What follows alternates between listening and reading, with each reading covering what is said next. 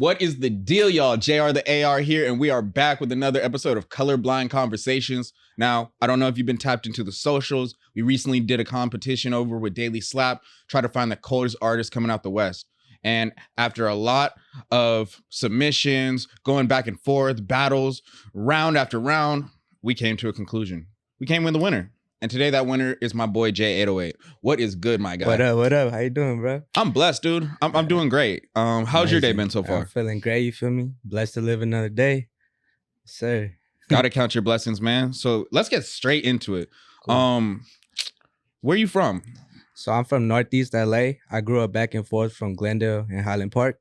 Two completely different areas. Yeah.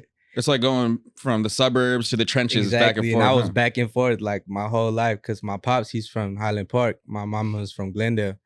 And, you know, it was just like a constant battle going back and forth with them. So your parents weren't together when you were growing up? Nah, they were separated. But it was cool, you feel me? Did you feel like you got enough of a good amount of time with both of them as you were coming up? Yeah, but once I hit like 11, my pops, he was on the run. So then he out the country. I haven't seen him since. Are you serious? Yeah, my pops crazy, bro. He like a heavy hitter for real. Oh, God. What were they allegedly trying to get him for? Shit, a gang of shit, bro. You know, like some Rico type shit. Wow. Yeah. And how was that for your family adjusting once he up and left? Like, was he still trying to be a dad from a distance, or was it just like y'all had to just figure it out? I feel like he did try, but like over time we just kind of separated. But now I'm at the point where it's like whatever, you know, on my own shit. Yeah, I feel like once you hit a certain age, especially as men, you kind of have to just let bygones be bygones with the mistakes your parents made, because like just holding that resentment is gonna translate into you making the same mistakes exactly. when you have kids. And that really made me grow up quick, bro. Like 16, 17, I was already like hustling, doing my thing, you know, trying to get money. Were you in the streets, or were you working a bunch of like odd jobs and shit? I was doing both, bro. I was really like in the streets hustling, but then like trying to stay away from it at the same time. But it's just like being in LA, bro, you got to do everything just to be on top of stuff. Like, it's so fucking expensive out here. Yeah, bro. Like a 1-bedroom shack running 2 bands with no windows and stuff. So you got to figure it out by any means. So exactly. Whether it's door dashing first thing in the morning before you go to work, and then doing a little bit of Uber at the night. Like, I respect people who figure it out and don't make excuses. Exactly. So how would you say your work ethic through those experiences translated into the music stuff? Like, at what point were you introduced into music, and when did you really start applying yourself to take it seriously? So it was like high school, like my junior year. We had a homie, shout out Crime. He was making beats already, and we would just go to his pad after school, kick it, make beats. I originally started making beats first before I started rapping and engineering. Were they on like the West Coast type shit? Because a lot of your music is more abstract than that. So it was really like trap beats, and then like just like that 2016 like SoundCloud wave era, and yeah, like the Young Simi, the Uzis, the like Sesh Hollow Water Boys type sound. Exactly. Nah, that was a wave, bro. That shit was lit. That's when I first started making music, 2016. Bro, I feel like that's when concerts were the most fun too. Hell yeah. Do you remember Ham on Everything events? Yeah, bro. Those were lit. I went to Chief Keef one. That shit was wild. Bro, one of my first concerts I ever went to out here was like 2016. It was Cardi and Post Malone. Oh, I remember that. Bro, that was like 300 people. Yeah. I swear to God. Is that when he brought out 21 Savage? Yeah, bro. He brought out 21 Savage to a musty-ass warehouse. Yeah. Like a little ass warehouse. Yeah. Bro, and I feel like those are the most intimate experiences. And then those are the most like unforgettable shows, because like you caught someone before the world figured out what was going on. You know what I mean? Yeah. And that's why I also like doing interviews with the next up and coming person. Cause like, yeah, it's cool that I have accessibility to like the bigger fish and stuff. But I want to make a testament like, no, I was tapped in very early. Yeah, that's dope, bro. This right here gonna be history, bro. In a couple of years, bro, people gonna look back at this and they gonna know. They gonna recognize, man. For sure. How many years? You said freshman years when you started making music? Around there. No, it was like my 10th grade. Okay. Like 2015, 2016. And were you learning how to engineer concurrently, or was that something that came later in life? It came later because I started making beats first. Nobody was hopping on it. So I'm like, no, I'm going to just start rapping. I started rapping. I was booking studios, paying for engineers, and then spending a lot of money, right? So then I met my boy, Chris Milley, who's my mentor now. Shout out to him. he kind of just taught me the basics of Pro Tools, set me up with a template, and then I just learned over the years. And then just being consistent with it, I started meeting more and more people, started recording people. During COVID is when people had all that money from COVID, that's when people were just booking studios. I was locked in like 12 hours every day just recording people. And then that's when I really learned. And that's probably the easiest way to get your beats off too. Yeah, for sure. Motherfuckers stuck in a room with you for half a day. Exactly. They're going to be down here at least one or two. And a lot of people, they always come with no beats. They always ask for beats. So that's something big. Yeah, you provide so many different levels of utility. So it's like, say you need to tap in with one of these motherfuckers for a feature or a favor for something you're working on later. They're going to remember that. Yeah, exactly. But then it was like, 2019, I got my first big placement with Kalen. What song? Scoring. You did Scoring? Yeah, bro. I didn't produce. I engineered that song. That's huge, bro. Yeah, shout out to my boy Hustle, man. He's the one that tapped us in. That's tough. How'd you feel when you got the call? I was excited, bro. I ain't gonna lie. I was kind of like nervous, but then once I was in there, it was just like smooth. It's like I'm meant to be here, bro. And then after that, I started just linking up with bigger and bigger artists. It's like, we all have a purpose, so I put in my work. See, I'm not big on like names for like headlines and stuff. I'm more about like people's characters. So for sure, out of the artists you've met, which of them have really stood out to you as like solid individuals from being able to see them like off the cameras, just in an isolated space? Bro, my boy Suede, bro, R.I.P. Rest in peace, Money Sign Suede, man. We got close, bro, like real quick. We was working every day.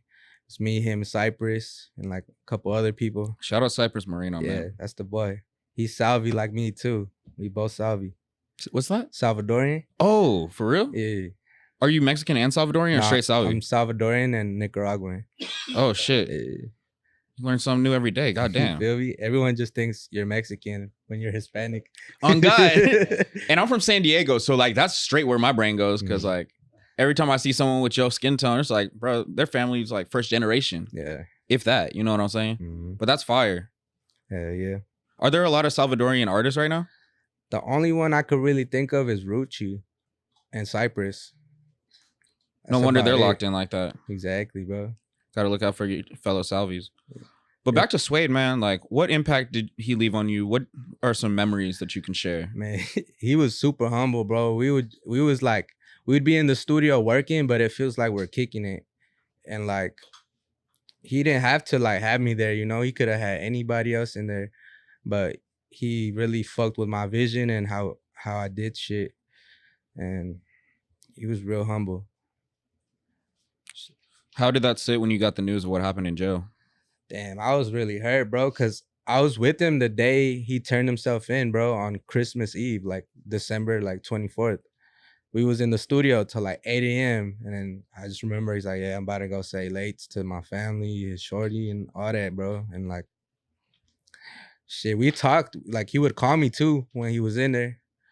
And like, it's just fucked up how that played out. But the legacy he left is something beautiful, man. Bro, he really was like putting on for Hispanics. He not just Mexicans in general, but Hispanics as a whole, yeah. Yeah, bro, because right now, like, Hispanics in the music is like thriving, bro. Yeah, from Texas to Cali, you got Mexican It's OT, going crazy, Chito bro. Ranas, Exactly. Free Peso, like it's just so many different sounds. Like y'all, Kap G, niggas from my city, Lil Weirdo, Lil Maru, like yeah, they be going crazy too. Bro, the Hispanics got San Diego on lock. I'm not even gonna lie. For sure. But yeah, I feel like a lot of the shine that people are getting now, because like I just saw Lil Maru with Oscar De La Hoya, like walking someone out for a title fight. Damn, that's wild. Bro, I feel like Suede opened the doors for a lot of these opportunities to happen. For sure did, bro. Yeah, me and him got a couple records too. I'm probably drop them eventually in the future. When the time's right. Yeah, exactly. If you do, you gotta put some money behind the video. You gotta make that man shine. You feel me? Yeah, bro. I'm gonna do some crazy like animation shit or something. On God, bro. That's awesome. I'm really glad that you were able to build that like real relationship with bro. Yeah, man. He was solid for sure. I met him one time. I met him after the first time he was fresh out. Right before he signed to Atlantic. Or he might have just signed. Yeah. And before the Parkside album, right? Way before that, bro. I'm talking like summer 2020. Oh, okay. And bro, he was just so happy to be out and able to work. Like all he wanted to do was go from session to session. Yeah, for real. Like he found out I had a cameraman. He's like, "Hey man, I got this little bitch right here. If you need someone for a video, she got a fat ass." Pulled her jeans down in the middle of the studio, bro. Just like showed her cakes to the whole team. I was like, "Yo, this guy is a fucking star. He is one of one." For real. And I've never had an artist say anything bad about him, bro. I remember I was on tour with Phoenix and Bravo a few months later, and we did the LA show, and the lineup was stacked. There was like Blueface, AZ Chai, Peso. Suede had the littest set out of everybody, bro. That's dope. And that's why I was like, yo, this motherfucker is making an impact. Bro sold out the Novo. Oh, yeah, I remember that show. 2,000 Hispanics front to back, bro. Unheard of stuff. And I'm sorry, I didn't want to just double down on Suede. This is your time, but man. You good. That's the boy. I just feel like you don't really die until people stop like speaking about you. No, exactly. Until the last time you're remembered. So Suede was one of those figures, like, we got to keep his name alive. No, man. we have to, bro. For real. Shout out to him. But back to your music, man. So when did you start putting out projects? How was the reception, and how's the growth been since then? I started dropping music like 2019. I was just drop little singles. Like, honestly, it was bullshit. Like, it was barely getting any like views, stuff like that. But I didn't really know like the business side of music. I was just like, oh yeah, drop a song, I'll blow up or some shit. But over time, I just started like, I became like a student of the game. Like, I always like to soak up game wherever I'm at. Started learning over time, and the growth it's been like, it's slowly growing, but I'd rather it be like slow over time than just like blow up super quick and then like fall off, you know? Yeah, because a lot of the people who catch that hit single, and I just posted this on my story yesterday. I don't know if you saw it, but it was like $1 million advance is a trap. Yeah. Because it's just like, if you got $1 million advance, you're already $1 million in debt. Yeah, that's just the front. That's just the front. If they gave you $1 million cash, the back end's like 1.5. So off rip, you got $2.5 million you got to recoup before you see a dime. Yeah. And it's like, artists want to bite off more than they can chew instead of just scaling up, so that by the time you get $1 million offer, you're like, okay, I have $80,000 monthly coming in from my revenue streams. Exactly. I'll take this $1 million advance because I already see a way where this money is going to come back from me just scaling up the business I've already established for myself. It's not the label's job to get you hot. And I feel like that's where a lot of people fuck up. They think just because they got a little bit of motion, the label's just, no, you got to keep doing what you were doing in the first place to get that motion. Yeah. The only thing different is now you got a bigger toolkit of things at your disposal. But at the end of the day, it still comes down to you. Exactly. Like, bro, do you think Cardi worries about his label marketing his music? I don't think so. No, bro. He focuses on his branding, when he wants to drop, when he wants to post, when he wants to make some weird, ominous tweet. And his fans eat that shit up, bro. Like, man, his fan base is insane. I saw his performance at Rolling Loud. Bro, he was literally just yelling the whole time. Didn't say like one word. Literally yelling to the but people were feeding off that energy, weren't they? Yeah. Remember that? That shit was crazy. Literally, like, we're walking away and you just hear, and I'm like, we look around. We're like, what the hell? All these people going crazy, bro. Bro, and that brings me to my next question. The West Coast, I'm not gonna lie, bro. It doesn't have me excited at all. It's like, the same thing over and over and over. I'm from out here, bro. I don't even make. I mean, I do make West Coast music just because I'm from out here. You make some West Coast music, but I'd say most of your shit is more like SoundCloud adjacent. If that makes sense. Yeah, I'm trying to go like worldwide, bro. What I notice is most people on the East Coast are not listening to West Coast, but everybody out here is bumping East Coast music. Yeah, everyone out here is listening to fucking Lil Ta and K Flock and Baby Drill, but it's not the same way. You don't hear R3 to Chili Man getting played in Brooklyn. Nah. You see what I'm saying? And I think there's a reason for that. Like, you look at these like little drill niggas, it could be like even someone like a Lil Mabu. Like, they have a specific identifying factors where you're like, I want to find out more about this person. The thing is, like, LA motherfuckers, like, a lot of them are too cool for school. Yeah. They don't do interviews. They don't talk about ego shit. Yeah, their music doesn't tell you anything besides they like get money out of bitch and they're addicted to popping Percocets. So, and they don't put names. They don't write diss songs. Like the New York niggas, they'll put that shit on wax. They'll diss your dead homies by name. Yeah. And then make a dance to it and make a TikTok challenge. Bro, LA niggas are scary. They're gonna sub you and then rob you in another state.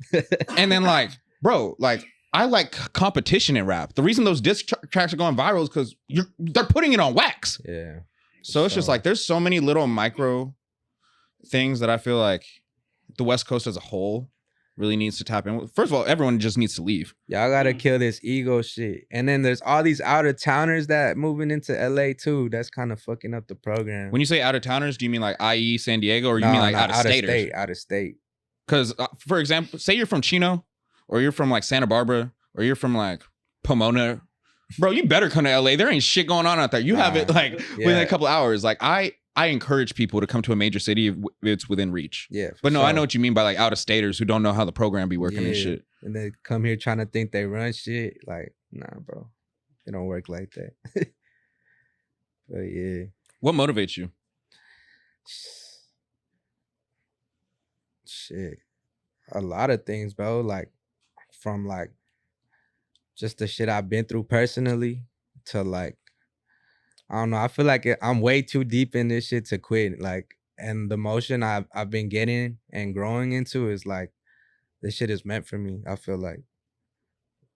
Have you ever wanted to quit? There's been times where I really do, but it's like, nah. Because that's when you elevate more. That's what I think. You said you had a mentor. What was his name again? Chris Millie. Chris Millie. That's the boy. Who have been some other influential people in just like your development as an artist and engineer, as an individual? I think a lot of like. And I'm still listening. I'm grabbing Kush. Now you get. I get a lot of influence from like Future. Really? Yeah.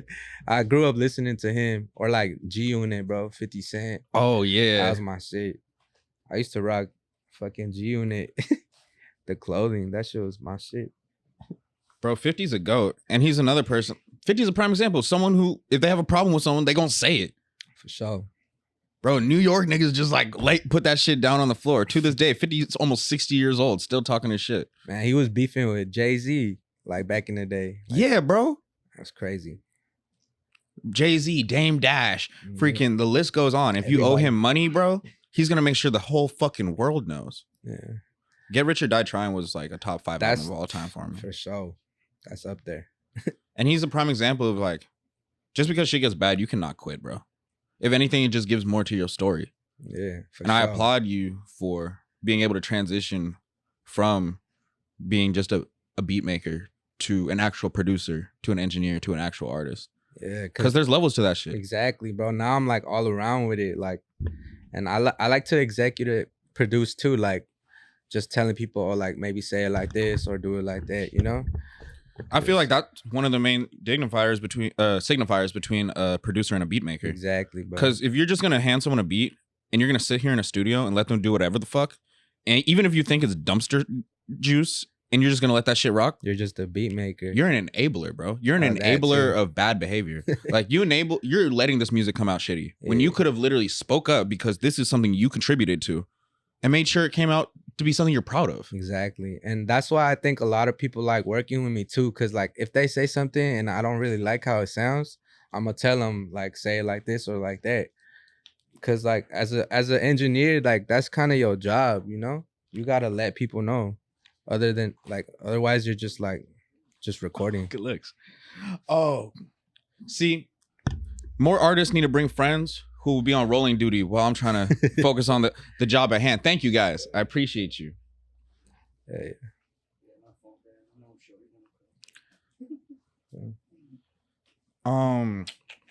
You just showed me a music video. It's coming out next week. Yeah. Got a pretty big feature on there. Can I say what it is? Yeah, go ahead. Okay, so it's you. It's Auditory Rigo, my boy. It is my friend Jakarta Slim. Yeah. And then you got Kap G on there. Shout out the boy. You want to tell me how that record came to be? So I linked up with Kap G through Suede. Yeah, lighter. See, Suede's influence still making a difference. Yeah, he introduced us in the studio, and it's funny because that's how I met my boy Rigo. because Kap G brought Rigo because they was already tapped in. And then we locked in. Like me and him, we from the same section. In Highland Park? Yeah, but we never like linked up. We always knew about each other though, because we from the other side. He from the other side and shit. And we eventually linked up and we just locked in ever since. And then me and Rigo got close. But that record was because Rigo brought Kap G that one time. Auditory A&R Rigo. You feel me? That's the boy. You said you got like 4 tapes with bro right now. Yeah, we had this whole movement, Rich Off Glitches. We just dropped the first part. The second part gonna be on some West Coast vibes. And the third Rich Off Glitches is just back to like the trap sound and shit. How did that name come to be? You know, speaks for itself. It's Rich Off Glitches. You know. Do your homework on Rich Off Glitches. If you know, you know. It do hit different when you sitting in COVID and getting rich off glitches. Exactly. Damn, man. Fuck, what else you got in store? Man. Like, what is the next 6 months hold for Jayy808 that people need to know about?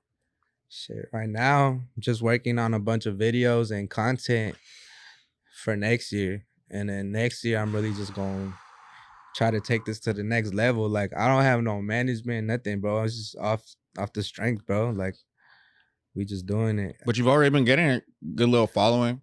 You're starting to build an organic movement. Yeah, shit, you up here, man. You at the Colorblind Studios. Exactly. You're doing something right, brother. Yeah. For real. When can we expect another project, though? And I'm talking about a solo record. Because like I Solo said, project? I listened to the collab tape. I want a solo piece of work from you. Because I judge people off their solo pieces of For work. sure. Yeah. I mean, I definitely got a couple ready. It's just, I've been really just working with everybody right now. I do got to release more single shit for sure. What producers or artists do you have shit on the way with that you can tell me about? Shit. Me and Ladiano got some shit. Ladiano needs to send me a pack for the tape I'm working on. Yeah, you hear me, nigga. I know you're gonna watch this. we did a record like a couple months ago. It's gonna drop. Just on some West Coast shit or some more like It was alternative some shit? trap shit. That's the thing. People don't know. Ladiano's like versatile, bro. Yeah, for sure. He's a GOAT. People just ask him for a certain thing all the time. So Because he everyone like, expects that sound, but they don't know that he really does it all. I got some records with I just did one with Trippie Redd and engineered. What? Yeah, that shit goes crazy. You engineered a Trippie Redd song? Hell yeah. How'd that happen? My boy was doing a song with him and he called me over to come record the song. Who's your boy? You know Paciano? No, you got to put me on. Yes, the boy. He's from out here. He's under like Whack 100 and shit. Oh, he's Cash Money West? Yeah. Trippie Redd, that's huge. Especially for a West Coast nigga? Yeah. I got records with Jeezy, a lot of Suede records. A lot of people, bro. It's just y'all gonna see over time for real. I'm excited to see what the future holds for you, brother. Yeah. A couple more questions before we get out of here. If you could talk to yourself, like say we can portal hop like on some Rick and Morty shit and go back to you in the 10th grade, what would you sit down and tell that little nigga? Shit. I'll just tell him to keep going, be consistent, like don't stop, because this shit really about to happen for real. Like, you know? And give me your top 5 in the West right now. Top 5 in the West, including me? Not including you. For sure. You're at the top, obviously, but 5 below you. For sure. I'll go Jeezy. Or just Shoreline as a general, because you know they got back together. How'd you feel about that? I knew that was gonna happen. I already knew. The boy had tapped me in and stuff. But shout out to them. That's so huge for LA, man. Hell yeah. Because people don't know. If you weren't in LA in 2017, she just want to give me face in my spaceship, bro. Bro, they started a whole movement. But yeah, so I would go Shoreline, 03. Let me see.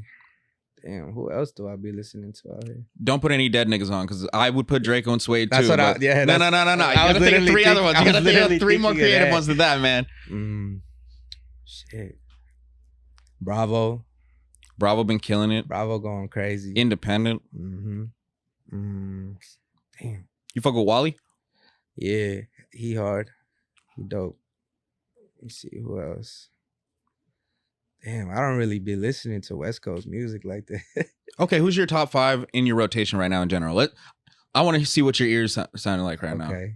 All right. I be on Future, Travis, Their old catalog or their newer shit? all over. I like their older shit better though, but Because like 56 Nights is my favorite Future tape, for example. yeah, that shit go crazy. March Madness, that's like a top Mhm. 10 song of all time. Yeah. Let's see. Damn, this is hard. There's so many artists just like going through my head right now. Let me see. You're already naming some goats. Kodak. I just hit the meth and I liked it. Bro, Kodak is insane. That was funny. Niggas just want to forget that that was a bar that came out of his mouth that he repeated twice in the song. I'm like, yo, he got released from Trump and then dropped a music video saying, I just hit the meth and I liked it. Bro, It's funny. this nigga, bro, Florida jits are different. That's crazy. No, I love Kodak though. Oh, I fuck with Jay Critch. Hey, Yeah, he's hard. Yeah, who else? my boy Sebastian be shooting a lot of his shit. Oh, that's fire. I'm gonna have to tap you in, bro. For sure. Oh, I fuck with 21 Savage too. Bro, I tell people when Savage Mode came out 2016, nigga, I was working an office job, listening to Ocean Drive, sipping codeine with the top down at 7:30 in the morning, drinking kombucha. Bro, I was on a bus. I didn't even have a car. Bro, on the bus, just like, bro, old 21 Savage was goated. Yeah, Right now, I don't know how I feel about 21 Savage. I feel like in 2018, he got really better, like as a rapper, like from a technical standpoint. And then he stayed at this point up until today. Like, did you hear his feature on Drake's album? Yeah, I wasn't really fucking with that one. Bro, it was just like, Nah, but the way he makes music though is on a different level than when he first started, for sure. Like 100%. his pen work is crazy now. It's evolved, and that made me question if I liked him better when he didn't know what he was doing. True, because it sounds more raw. Yeah, bro. Like that organic, authentic shit, bro. Like he's speaking his mind. Like the fact that this nigga knows how to make a chorus now is kind of unsettling. You know what I mean? To each their own, though. Yeah, but I feel like that's like being a rapper and an artist. True. And I guess it's just me being in denial that someone like 2016 21 Savage could become like an artist. Because, bro, he was cooned out. Yeah. This fool was niggered out to the umpteenth degree. I think that was like the best year of music. Oh, for sure, bro. We had Lil Uzi versus the World, Lil Boat 2, like 3 tapes from Kodak when he wasn't in jail. Young Boy was popping, bro. I think Young Boy. That was on my top 5 too. Oh, Young Boy. Smoke Perp was doing his thing. Oh, yeah. Xavier Wolf, Warhol, nigga. The Underachievers were still popping. Like, bro, there was just such a wide base of like interesting music. But now I just feel like everyone just raps about murder. Yeah, that shit changed like after that year. It's like you either rap about murder or it's like you're a girl and you're rapping about how your pussy leaks. Man, y'all females gotta change that whole little scene. The only reason it works for Sexy Red is because like she looks like she's fresh off the blade, so it's really organic. If you look like you went to a private performing arts school, I don't want to hear about you getting it out of a nigga. No, Sexy Red really been in these streets and really got it out one of these niggas, bro. Hey, you seen that video? Bro, I feel bad for her, bro. Because within 1 week, 2 niggas exposed her. Bro, like, I don't know. Bro, the first nigga, he's on live in bed with her after he knocked her down. Bro, there's 8 viewers on the live.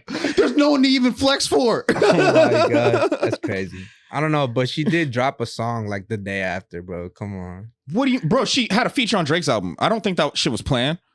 Bro, she already had dropped a song with Moneybagg Yo the week before that. She dropped a remix with Lil Durk the week before that. No, Sexy Red's just on a run, bro. Yeah, she's popping right now. Bro, Sexy Red around drunk bitches is a vibe. Tap in. Let's get a track in. She's starting to fuck with the West Coast. You see she followed Him Beezy? Oh, word? Yeah, bro. Yeah, that's fire. He's in my top 5 in the West Coast right now. Yeah, he's dope. Yeah, I fuck with his music for sure. I used to just think he sounded like a Muppet. Sorry, Ocho. But honestly, I've seen his versatility over the past like 8 months. I'm like, oh, this kid actually like is a diverse. But where's he from? IE? Yeah. The IE got a nice little wave. They got the S5s Yeah, and the they got R3s. a whole little movement going right now. And then they got Run That Back West behind that shit. Oh, word. Bro. Yeah, he tapped in after that little competition. That's my dog. Yeah. I need to pull up on him. We got to get in the studio. I'll set that up. Yeah, we should do a session, bro. So We can vlog that shit. for sure. That'd be fire. Oh my God. Especially with you being a producer as well. Mm-hmm. You can collab on your own beat. Actually, I don't know if you knew this. Did you know I had a beat placement? Word? Yeah, bro. I actually got my first beat placement of all time this year Nice. with West. What song is it? It was on Good Finesse's album. It's the Win or Lose song. Oh, okay, that's what's up. Yeah, bro. We were off hella shrooms. So you make beats?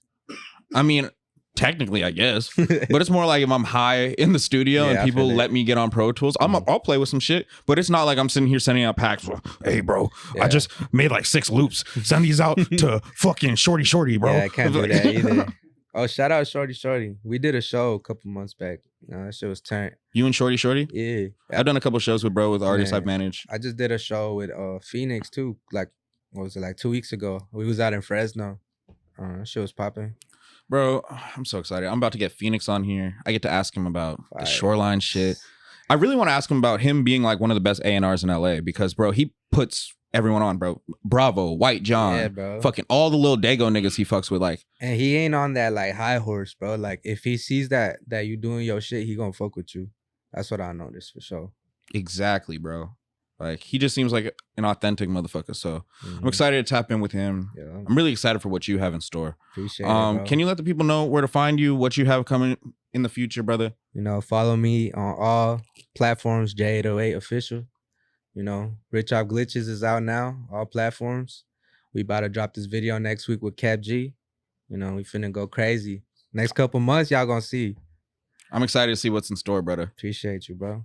And we got more work to do. Yeah, So bro. Stay tuned. We get some vlogs, live performances, some more shit, bro. All that, bro. And Daily Slap, thank you Oh for yeah, collabing shout with out me. to Daily Slab, bro. Daily Slap, love you to death. Always supported my vision. I'm really just trying to push the culture forward. And the fact that you be helping me with that means the world, bro. So I'm going to give you your flowers. I'm happy to give you your flowers, bro. Thank you. Oh, God. Authentically. Okay. But yeah, this has been another episode of Colorblind Conversations. This is JR the AR. I'm here with Jayy808. And don't forget to like, comment, and subscribe. See you on the next one. We out. Ba, ba, ba, ba, ba.